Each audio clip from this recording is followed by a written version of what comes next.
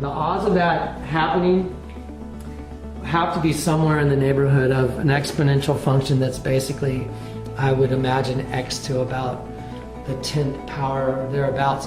Whatever x is, I'm not really sure how that variable factor works out, but every time you fold the bill, it has to make it exponentially harder to resemble the bombing of one of our buildings. So anyway, we've looked at 2 bills and you've seen 1, 2, 3, 4 images of bombings on only the 2 $20 bills. That's only the $20 bills. Now, what I'm going to do is I'm going to prophesy for you. The Lord has poured this prophecy into me, and after I prophesy, I'm going to go back and I'm going to show you what those words mean. And it's just fascinating. So let me just take a moment and pray. Lord, I pray that you'll just speak those words through me again so that these people can hear it and understand. And I'm praying that you give everybody that watches this video the eyes to see and the heart to understand and the ears to hear. So thus saith the Lord of hosts, behold, the hand of the oppressor has been lifted against you. And out of the sea shall come fire and smoke and a devouring wind. Water as high as the walls of Jerusalem shall cover the city by the sea, and great shall be the destruction of that city. And behold, the great wall which holds back the abundance of the rivers shall burst forth, bringing the hand of the oppressor against you, for I have seen it. For mighty is your enemy that is risen from within your own borders. Now behold the abomination of desolation, spoken of by Daniel the prophet, standing in the holy place where it should not be. Here's the mystery made known to you. You are the holy place of which I speak. And the abomination of desolation shall rise from within the walls of the temple to destroy the temple. For have you not seen, and have you not heard, and has it not been made known to you? Have you not read the scriptures? For when the sons of God came into the daughters of men, they did bear children to them, and the same became mighty men. And has not the sea turned mighty? And the sea shall turn terrible before your very eyes, and the terrible one shall be elevated within the sea. And behold, the man of peace shall come forth from the sea, Barack Hussein Obama. And with words of peace, he will bring chaos and destruction.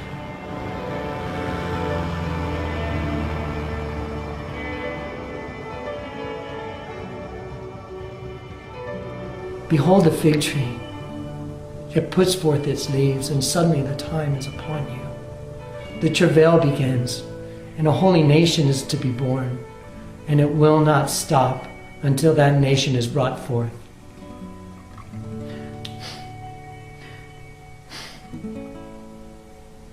This is an appeal from God. It's very serious stuff. A time of travail is coming. The Bible talks about, once the birth pains begin, that's it. It's just like a woman going into travail when her birth pains begin. It doesn't stop until the child is born. Well, a holy nation is about to be born, and that's what this is all about. And it's an appeal from God to you to turn to Jesus Christ. Now we're going to take a little break. I'm going to collect myself. And then what we're going to do is we're going to present the body of evidence. Okay? That utterance was done in 2008, before Barack Obama became the President of the United States. Here's where we stand. As the Financial Times reports, it's a tight race on the Democratic side. Hillary Clinton and Barack Obama now essentially tied. Secondly, every national opinion poll shows her stronger than Barack Obama. In the battleground states, Ohio, she's ahead. He's behind McCain. Pennsylvania, she's ahead. He's only a little ahead. And in Florida, he's 15 points down to McCain. She's neck and neck. Vegas-style advice from Real Clear Politics' John McIntyre. He gives 3 reasons to bet on Hillary. And that's why the only place I'm going to let my mind go is that John McCain wins, and that people who are standing knee-deep in Chicago have a long, cold night ahead of them. A new poll conducted by CNN and Opinion Research Corporation was released on Tuesday. The survey placed Senators John McCain and Barack Obama statistically equal in the presidential race. He rose to power. He won the Nobel Peace Prize, the man of peace. He has come forth from the sea of humanity to destroy humanity. I'm here to tell you, Iowa, he is the one. This is the fastest rise to the presidency in more than 100 years. And the fact that the man propelling that rise was 4 years ago a state senator, in his own words, a skinny black kid with a funny name who came from a big city, a place Americans don't pick their presidents from, to ride the mantle of change in one of the more brilliant campaigns anyone has ever seen into the White House, is one for the history books.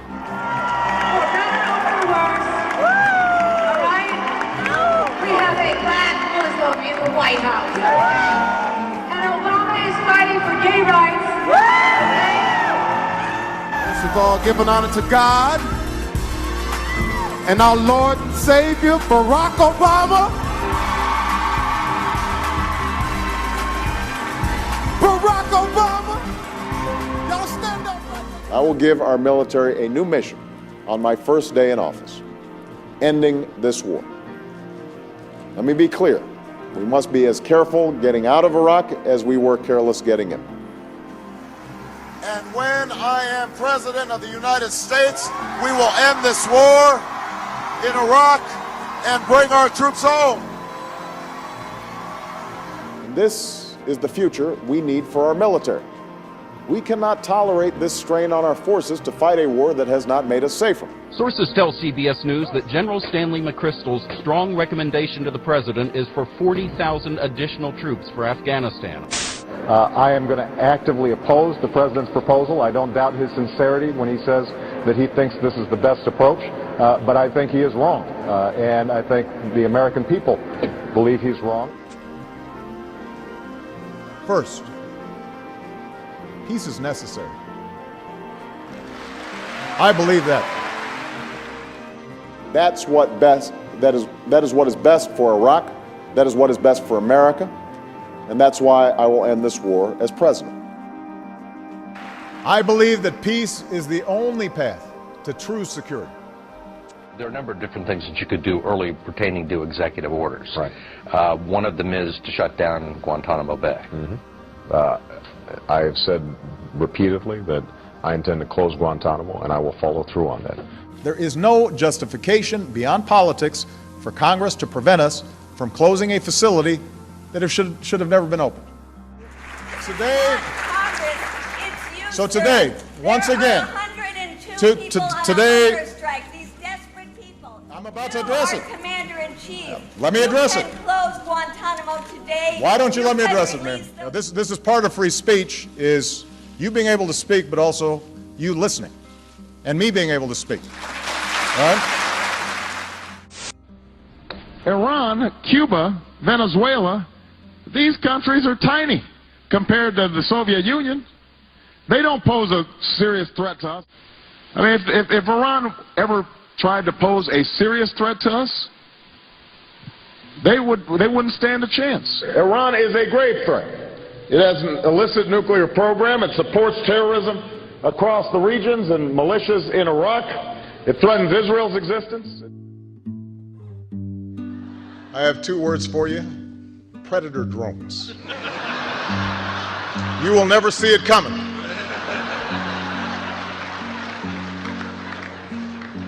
You think I'm joking? Is there accountability? None whatsoever. Drones have become the symbol of America's undeclared wars. Wars that seem to have no state or legal boundaries. We've opened up a new realm of warfare, a new realm of breaching international and domestic law. Used in Pakistan, Yemen, and elsewhere, they have killed scores of civilians. The former chief counterinsurgency strategist for the U.S. State Department has estimated that drone attacks kill 50 non-targeted persons for each intended target. Mr. President, you've given very eloquent talks about the moral force of nonviolence. I was wondering, could you describe the dilemma to be a Nobel Peace Prize winner and getting ready to attack Syria? I would refer you to the speech that I gave when I received the Nobel Prize. And the Peace Prize is traditionally given for long-term achievements. Terrorism has long been a tactic But modern technology allows a few small men with outsized rage to murder innocents on a horrific scale. Responsibility for.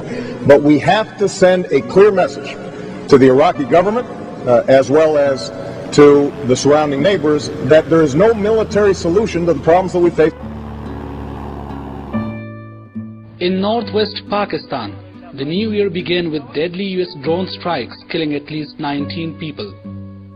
So as president, I've made it a priority to strengthen our partnership with the Yemeni government, training and equipping their security forces, sharing intelligence, and working with them to strike al-Qaeda terrorists. This is all propaganda that the drones are killing militants. The fact is that any drone attack which has happened in our tribal region has killed innocent people and mostly women and children. But this is precisely the time to respond to the wave of revolution with a resolve and commitment for peace. 2010 has been dubbed the year of drone attacks in Pakistan, as more than 110 drone strikes have reportedly killed over 930 people. In fact, by killing Pakistani militants and civilians who are not a threat to the US, the Americans are actually creating more enemies for themselves. They are radicalizing the population. There has never been a hail of drone attacks like the numbers so far this year. Peace will have to be made among peoples, not just governments. Officials in Tripoli claim more than 800 civilians have died in NATO raids. Mr. Obama morally and legally responsible for the deaths of these innocent children, innocent boys and girls, and innocent fathers and mothers. You cannot justify this attack with any means. This is not protection of civilians.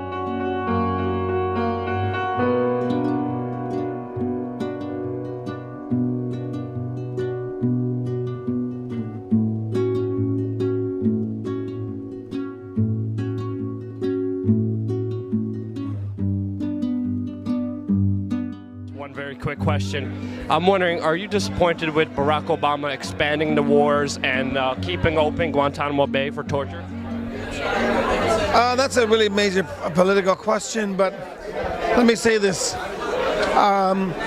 You're asking the right person to give you the right answer, and that is, I just believe that if our president feels he needs to do whatever it takes to bring peace to the world, I'm all about that. Is he bringing peace by bombing other countries and torturing other people? Well, I think that torturing and bombing and all that has happened for centuries and centuries and centuries and centuries. I want the American people to know that the use of force is not our first choice, and it's not a choice that I make lightly. No new wars! Hands off Syria! No new wars! Hands off Iran! I believe the drones are totally illegal and they're irresponsible, and it's going to come back to bite us because we wouldn't want drones above our skies killing indiscriminately. There's been more drones, way more drones under Obama than under Bush. According to the Bureau of Investigative Journalism, the CIA has conducted 378 strikes in the program's 10-year history. Of those, 326 are classified as Obama strikes. The total number of people killed by drones is estimated at 2,528 to 3,648. Civilian casualties are estimated at 416 to 948, with 168 to 200 of those being children. As many as another 1,500 are estimated to have been injured. Way more drones under Obama than under Bush. So I'm not giving Obama a pass. I mean, it's irresponsible to be a war criminal no matter whether you're a Democrat or a Republican. It's not a partisan issue. I was an Obama enthusiastic supporter 4 years ago. I'm very disappointed in what he's done. I'm very aware that the alternative is far worse, but I have no enthusiasm.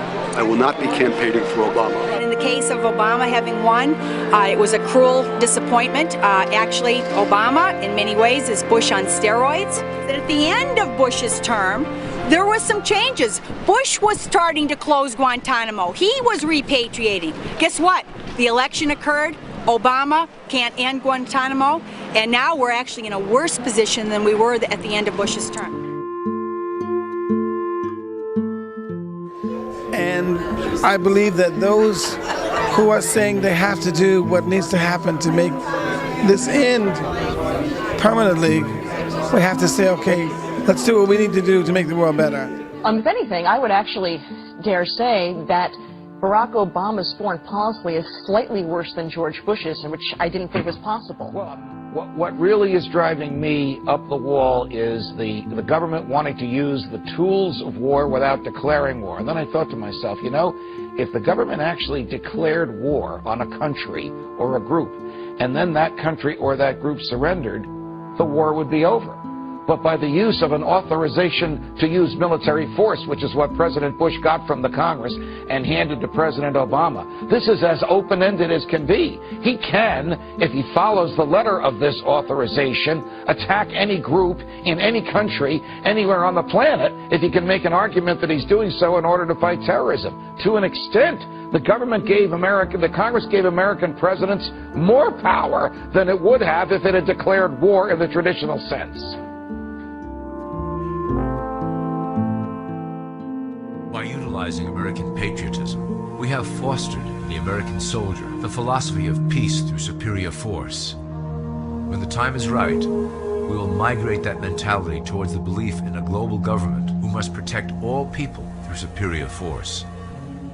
We have used the American military-industrial complex to build the arsenal necessary to instigate the final cleansing outlined in Lumacorp's Great Plan. For mighty is your enemy that is risen from within your own borders. And has not the sea turned mighty? And the sea shall turn terrible before your very eyes. And the terrible one shall be elevated within the sea. And behold, the man of peace shall come forth from the sea. Barack Hussein Obama. And with words of peace he will bring chaos and destruction. Behold the fig tree. It puts forth its leaves, and suddenly the time is upon you. The travail begins, and a holy nation is to be born, and it will not stop until that nation is brought forth.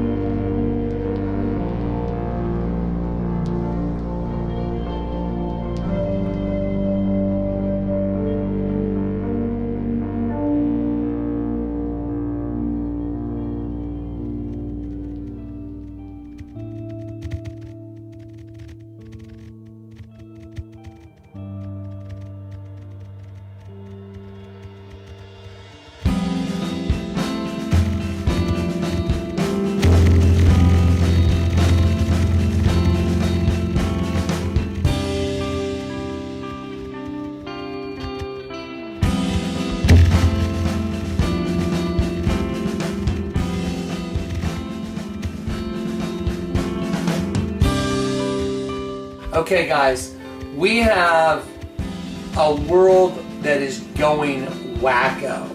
We have countries at war. Nobody knows who's who or what's what. We have earthquakes in diverse places. We have wars and rumors of wars. We have strange things in the heavens and in the skies. There'll be strange, Luke 21 says, you know, you'll see signs in the sun and the moon and the stars. My goodness.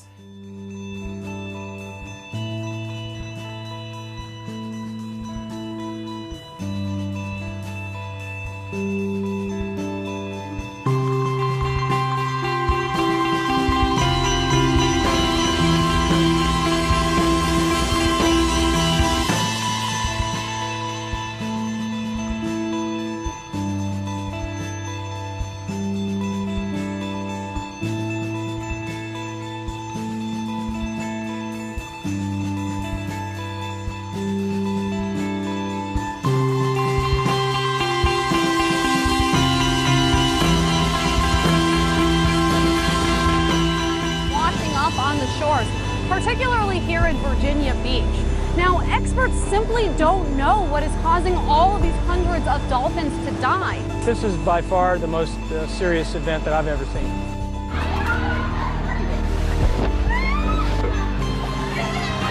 This is the second tornado to strike northern Tokyo in the last week. The death toll has risen to 350. Hundreds more are hurt, thousands are homeless. This earthquake was so powerful that the force of these shifting plates created a new mini island in the Arabian Sea. Residents said they've never seen anything like it. The image is just shocking. Homes up to their roofs with water, rescuers using canoes to get people to safety. Rainfall totals that are sometimes coming up with almost half a year's rain in just a matter of hours. Officials are ordering mandatory evacuation.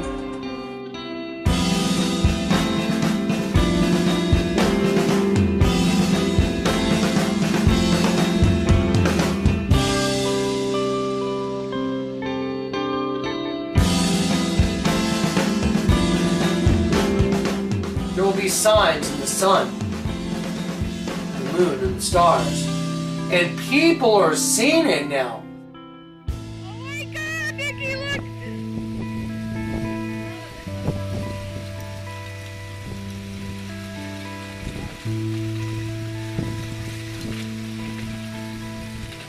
Nikki, it's really pushing in.